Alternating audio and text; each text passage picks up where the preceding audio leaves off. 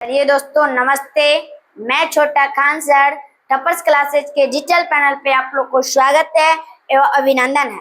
चलिए दोस्तों, हम जैसे कि क्लास 8 का पहला चैप्टर फसल उत्पादन एवं प्रबंधन के बारे में पढ़ रहे थे और उसके बारे में और पढ़ेंगे। दोस्तों, जैसे कि हम फसल लगाने का तरीका भी बता दिए थे, सिंचाई भी हो गया, बुआई भी हो गया था, सिंचाई भी हो गया था, निराई भी हो गया था और फसल पाक को तो अब तैयार हो गया है ना दोस्तों, अब इसको काटना भी है। दोस्तों, अब चलिए हम बताते हैं कटाई क्या होता है। कटाई फसल तैयार हो जाने पर उसके काटने की प्रक्रिया कटाई कहते हैं। दोस्तों, पहले तो हम फसल को बोते हैं, इसके बाद उसको सिंचाई करते हैं, इसके बाद निराई करते हैं। अब जो फसल तैयार हो जाता है, जो मेहनत का फल आने वाला है और इसके बारे में वही कटाई होता है। दोस्तों, अब तो पहले के जमाना में जो धान गेहूं काटने में एक बीघा धान गेहूं काटने में 3-4 दिन लग जाता था। दोस्तों, अब 1 घंटा में लीपर आता है और धान को बोझा भी बांध देता है और काट देता है। इसके बाद अब दौनी का होगा। दोस्तों, पहले तो काट के गोलिया के बोझा बांधना पड़ता था, लेकिन अब ऐसा टेक्नोलॉजी, ऐसा उपकरण, ऐसा मशीन आ गया है जो 1 घंटा में 1 बीघा को काट कर बांध भी देता है। कितना आश्चर्य की बात है दोस्तों, जो काट कर बांध भी देता है। वो कैसा मशीन है दोस्तों? उसी को हम लीपर बोलते हैं। दोस्तों, अब दौनी पर चलते हैं।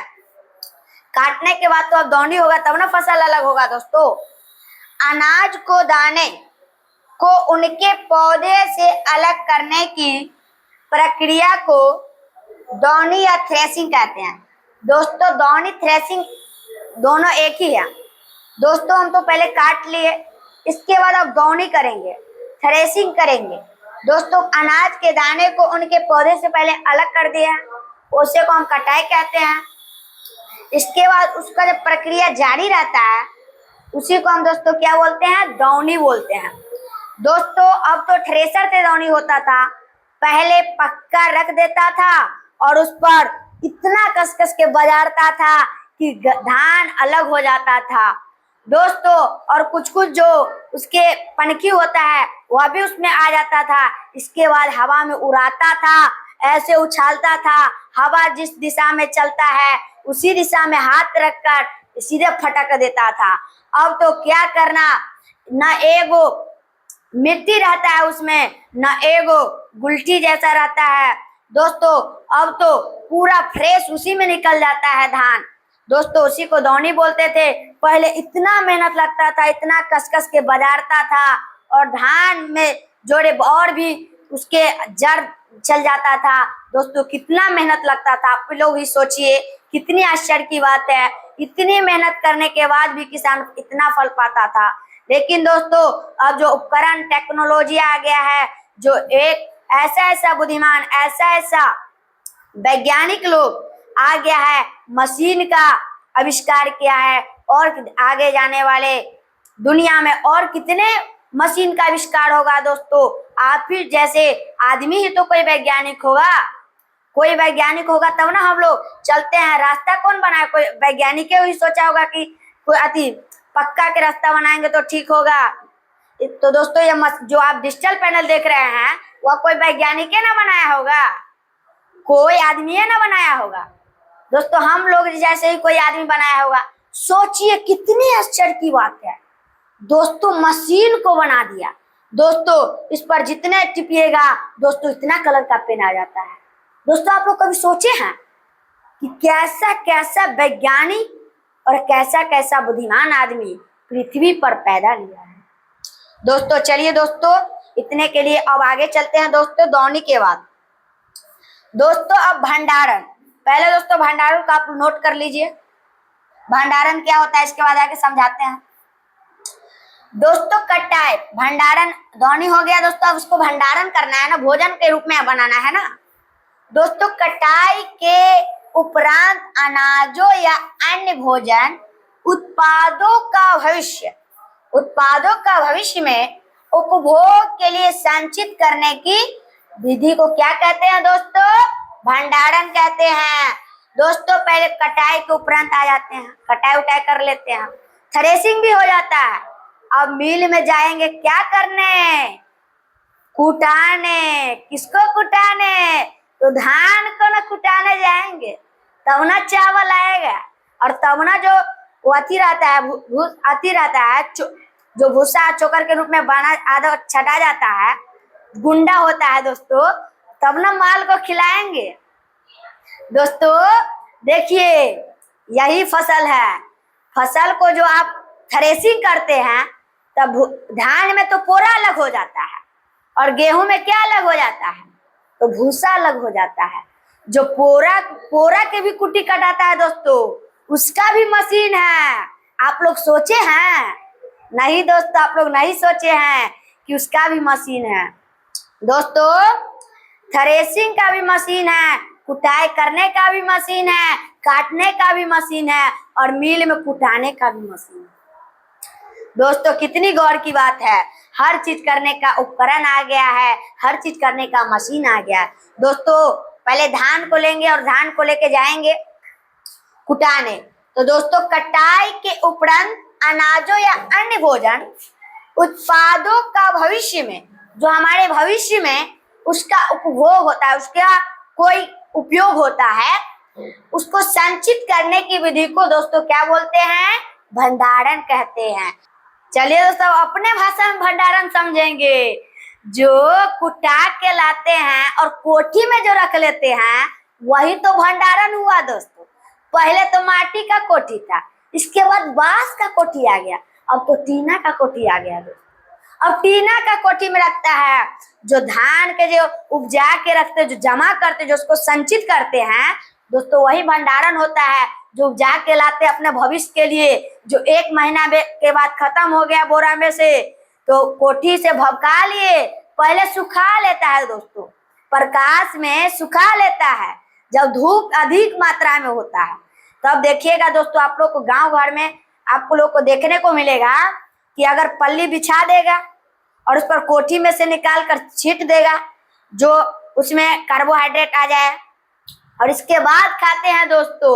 अब तो प्लास्टिक का चावल आ गया है दोस्तों। अमीर आदमी क्या खाता है, प्लास्टिक का चावल खाता है, सोचता है कि हम अमीर हैं। अरे अमीर है तो क्या हुआ, हेल्थ में हमसे कम ही ना दोस्तों। बाहर का आदमी क्यों इतना बीमार पड़ता है, काहे कि उसको कार्बोहाइड्रेट नहीं होता है, उसको धूप का प्रकाश नहीं मिलता है। अभी देखिएगा, आपको देखने को मिलेगा, आप पुपरी में ही जाइए, सीतामढ़ी टाउन में जाइए दोस्तों, सब रहेगा एसी वाला घर में। समझता है कि हम ठंडा में रहेंगे तो हेल्थ में कुछ नहीं होगा। अब भी नहीं जानते हेल्थ में कुछ नहीं होगा, लेकिन हेल्थ में बहुत हानिकारक होगा दोस्तों। जो आप कार्बोहाइड्रेट धूप नहीं आपको शरीर में होगा, तो आप कमजोर और बीमार पड़ जाइएगा। सोचते हैं कि देखिए किसान सब कैसे बोआ रहा है रोड सब पर। अरे बोआ रहा है वो ठीक है, तब ना 100 वर्ष तक जिंदा रहे। अरे तुम लोग सोचते हैं कि हम 80 वर्ष तक नहीं इस दुनिया में रहे, तो आप सोचिए 20 वर्ष में अगर आप गरीब ही है, 20 वर्ष तक अच्छा रहिएगा, तो उससे अच्छा ना है। 20 वर्ष तक दुनिया में कितना मशीन आ गया, आप ये देखिएगा दोस्तों। अब अनाज का भंडारण के लिए अनाज में नमी की मात्रा कितनी होती है दोस्तों, 14% से कम रहना चाहिए दोस्तों। ये आप वेरी वेरी इम्पोर्टेंट क्वेश्चन है, और ये लॉन्ग नहीं है दोस्तों, ये एडजेक्टिव क्वेश्चन है, उसको नोट कर लीजिए नोटबुक में। अनाज के भंडारण के लिए अनाज में नमी की मात्रा 14% से कम रहना चाहिए। चलिए दोस्तों अब हम आगे बढ़ते हैं। चलिए अब भारत में अनाजों का भंडारण की व्यवस्था भारतीय खाद्य निगम, उसको हम बोलते हैं एफसीआई। एफसीआई का फुल फॉर्म क्या है दोस्तों, food corporation of India. Food corporation of India.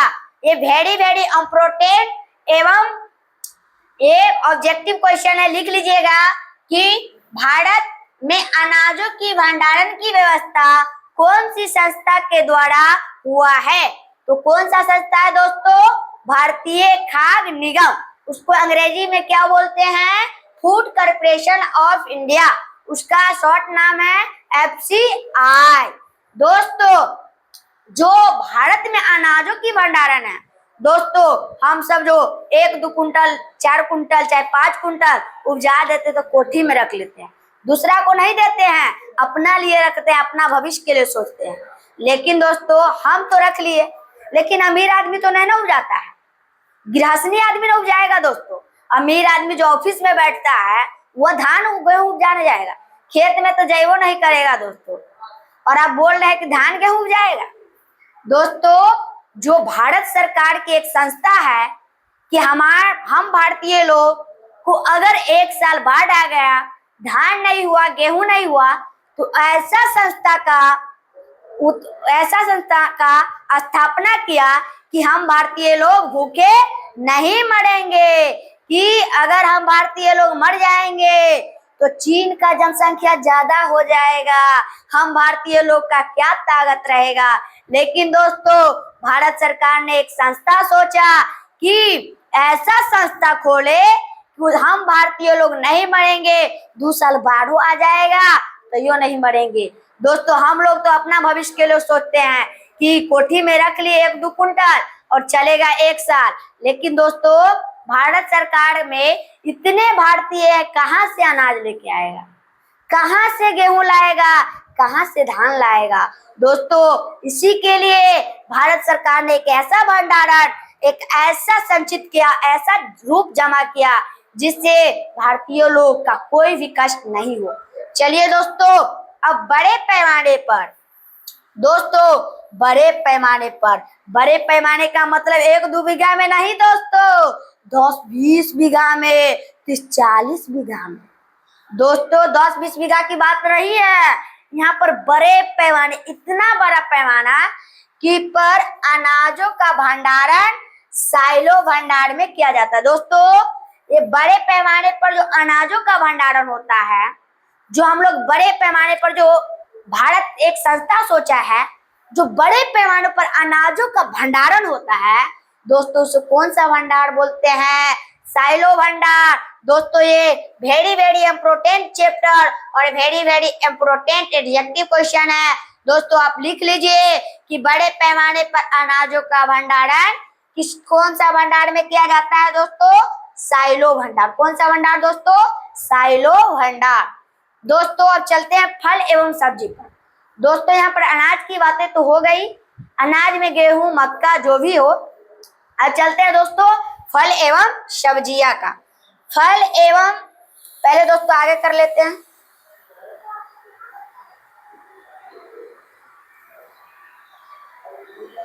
दोस्तों फलों एवं सब्जियों का भंडार शीतागार। दोस्तों सीता मतलब शीत ऋतु, अगार बड़ा पैमाना पर जो मशीन होगा, जो संस्था होगा दोस्तों, उस देखिए दोस्तों फल एवं सब्जियों का भंडार शीतागार। शीतागार का मतलब हुआ दोस्तों, उसको इंग्लिश में क्या बोलते हैं? कोल्ड स्टोरेज दोस्तों, इसे क्या बोलते हैं? कोल्ड स्टोरेज में किया जाता है दोस्तों। ऐसा कोई संस्था सोचा, फल सब्जी ठंडा होता है दोस्तों, आप गर्म में रख दीजिएगा सूख जाएगा, खराब हो जाएगा। अगर आप खीरा के मान के चलिए, खीरा को उदाहरण के तौर पर लेते हैं, खीरा को आप धूप में रख दीजिए, स्वाद बदल जाएगा। देखिए प्रकाश का कैसा वो अपना ताकत लगाया कि स्वाद बदल दिया और सुखा दिया। केला सूख जाएगा, नहीं तो सड़ जाएगा। दोस्तों आप कोई भी सब्जी का नाम बोले, चाहे कोई भी फल का नाम बोलिए, अगर आप साग के भी बात लेते हैं तो वो भी सब, हर सब्जी एवं हर फल सूख जाता है दोस्तों। इसीलिए ऐसा शीतागार कोल्ड सोचा। कोल्ड मतलब क्या होता है दोस्तों? ठंडा। कोल्ड मतलब ठंडा। एक ऐसा वातावरण सोचा कि जिसमें फल एवं सब्जियां रखा जाता हो। तो दोस्तों फल एवं सब्जियों का भंडारण शीतागार, कोल्ड स्टोरेज में किया जाता है दोस्तों। अब पशुपालन पर चलते हैं। पशुपालन क्या होता है और पशुपालन किसे कहते हैं? रुकिए दोस्तों, पहले नोट कर लीजिए दोस्तों। फल एवं सब्जी का भंडारण शीतागार में होता है। अब चलिए दोस्तों पशुपालन। पशुपालन दोस्तों, पशु का मतलब हुआ है गाय, भैंस, बकरी, हाथी। पशुपालन विज्ञान की वह शाखा जिसके अंतर्गत पालतू, अंतर्गत मतलब उसका बीच में, पालतू, पालतू मतलब पालने वाला, गाय, भैंस, बकरी जो भी हो, पशुओं का भोजन, आवास, स्वास्थ्य एवं प्रजनन आदि का अध्ययन किया जाता है, पशुपालन कहलाता है। दोस्तों यहाँ पर भोजन मतलब अगर जो आप पशु को पालते हैं तो उसके लिए भोजन जरूरी है। आवास, आवास मतलब उसका घर, रहने का स्थान, उसका घर भी तो दीजिएगा, नहीं तो उसको रात में छोड़ दीजिएगा, अगर चोरी हो जाए तो आपको घाटा ना लग जाएगा। नहीं क्यों नो तो कम से कम तो 50 पारे 60-70 हजार में भैंसी मिलता है, और गाय तो उससे कम मिलता है, 40-30 हजार के लपेट में। अब स्वास्थ्य, अब उसका स्वास्थ्य पर भी तो ध्यान रखना है। उसका भोजन दीजिएगा, आवास, अब उसको स्वास्थ्य पर ध्यान रखिएगा, उसको क्या होता है, और इसके बाद प्रजनन भी ना तो होगा उसको, तब ना उसका संतान पैदा होगा, तब ना उसका जनसंख्या बढ़ेगा। दोस्तों आदि का अध्ययन किया जाता है जिसमें पशु को पालना है, पशुपालन कहलाता है। दोस्तों उसको भोजन चाहिए, आवास चाहिए, स्वास्थ्य चाहिए एवं प्रजनन आदि का अध्ययन किया जाता है, पशुपालन कहलाता है। चलिए दोस्तों अब हम अगले वीडियो में मिलेंगे। चलिए दोस्तों तब तक के लिए बाय बाय, और फिर मिलेंगे दोस्तों आप लोग से।